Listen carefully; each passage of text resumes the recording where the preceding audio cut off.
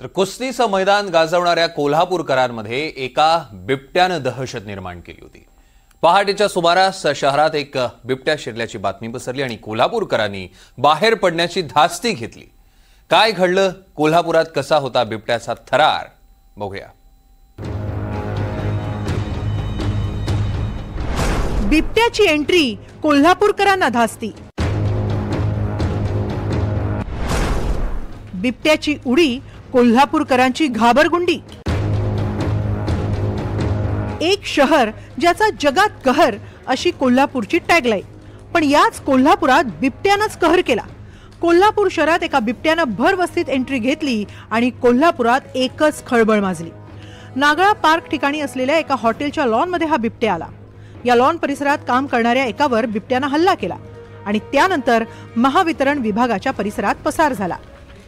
नाही, त्यानं समोरून माझ्यावर हल्ला केला। त्यावेळेला माझ्या डाव्या हाताला नाक्याला लागलेले आहेत आणि छातीला नाके लागलेले आहेत आणि उजव्या हाताच्या पण हाताला नाके लागलेले आहेत त्याच्या। खरं तर पोलिसांचा रोजचा दिवस आव्हानात्मक असतो। आज सकाळी तुम्ही जेव्हा गेला त्यावेळेला आज आम्हाला कोल्हापूर जिल्हा महानगरपालिकेचे आरक्षण सोडत असल्यामुळे सर्किट हाऊसच्या तिथं बंदोबस्त होता। त्याच ठिकाणी ढोके साहेब आमचे होते, PI ढोके साहेब शाहूपुरी पोलीस ठाण्याचे। तर त्यांना फोन आल्यानंतर आम्हाला तिथून घेऊन वुडलँड हॉटेलच्या तिथं गेले आणि मग प्रकार घडला होता। काठीने प्रतिकार केला? हो, माझ्या हातात काठी होती म्हणजे आम्ही काठीनेच प्रतिकार करणार। कोल्हापूर शहरात बिबट्या फिरत असल्याची चर्चा सोशल मीडियावर होती। पहाटे हा बिबट्या सासणे ग्राउंड परिसरात फिरत असल्याची बातमी कोल्हापुरात पसरली। सकाळी 11 वाजता हा बिबट्या नागळा परिसरातल्या एका हॉटेलमध्ये शिरला। तिथं एकावर बिबट्यानं हल्ला केला। तिथून बाजूलाच असलेल्या महावितरण विभागाच्या कार्यालयात त्यानं एंट्री घेतली। महावितरण विभाग परिसरातील एका चेंबरमध्ये बिबट्यानं आसरा घेतला। चेंबरमध्ये अडकलेल्या बिबट्याला पकडण्याची मोहीम तेव्हा सुरू झाली। बिबट्याच्या एंट्रीनं सगळ्यांचीच घाबरगुंडी उडाली। बिबट्याला पकडण्यासाठी प्रशासनाची चांगलीच धावाधाव सुरू झाली। बिबट्या पकडण्यासाठी वन्यजीव बचाव पथक, अग्निशमन दल, पोलीस कर्मचारी दाखल झाले। एक ड्रोन, रेस्क्यू जॅकेट घालून 2 तरुण बिबट्या घुसलेल्या चेंबर जवळ गेले। त्यांच्यासोबत इतरही अधिकारी कर्मचारी होते। घटनास्थळी वाईल्ड लाईफ ॲनिमल व्हॅन ठेवण्यात आली होती। तसंच ठिकठिकाणी जाळी लावून सुरक्षित करण्यात आलं। हे जॅकेट सुरक्षेसाठी आहे, जेणेकरून समजा एखाद्या वेळेस बिबट्या अंगावर आला तर बऱ्यापैकी आपलं त्यात संरक्षण होतं, जेणेकरून आपल्या शरीराला जास्त डॅमेज होत नाही।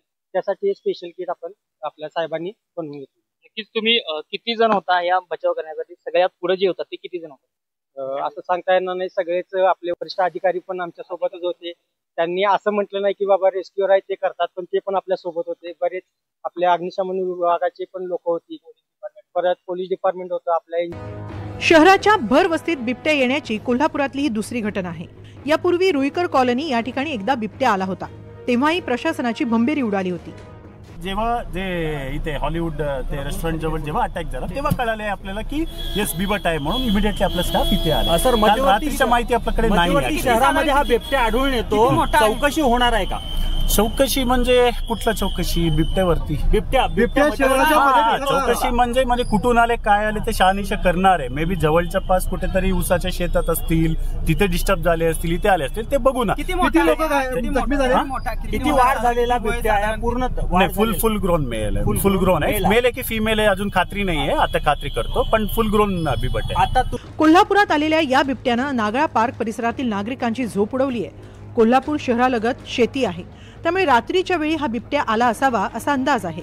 मात्र इथून पुढे वनविभागासह प्रशासनानं खबरदारी घेणं गरजेचं आहे। विशाल पुजारी, NDTV मराठी, कोल्हापूर।